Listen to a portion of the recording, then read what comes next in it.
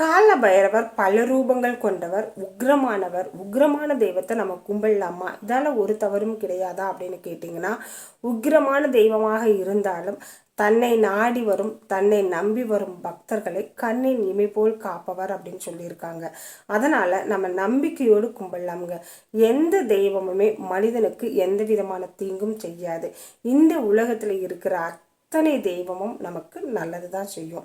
அதாவது நீங்கள் எந்த தெய்வத்தை, எந்த மதத்தில் இருக்கிற தெய்வத்தை எடுத்துக்கிட்டீங்கனாலும் அந்த இறைவனை நம்ம மனதார வழிபாடு செய்கிறப்ப, அந்த இறைவனை நம்ம நல்ல முறையில் கேட்டுக்கிறப்ப நமக்கு நல்லது மட்டுமே தான் நடக்குங்க.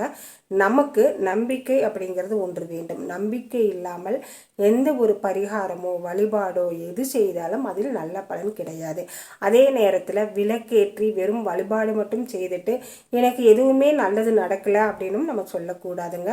ஒரு இறைவனை வழிபாடு செய்கிறோம் அப்படின்னா அவர் நமக்கு எப்படி நல்லது செய்வார் அப்படின்னா, நம்ம முயற்சியை திருவினையாக்குவார், நம்ம உழைப்புக்கான உயர்வை கொடுப்பார். அப்படிதான் கொடுப்பார். எதுவுமே நம்ம செய்யாம இறை வழிபாடு மட்டும் செய்துட்டு வீட்டுக்குள்ள இருந்தோம் அப்படின்னா நமக்கு எந்த ஒரு நல்லதும் நடக்காதுங்க.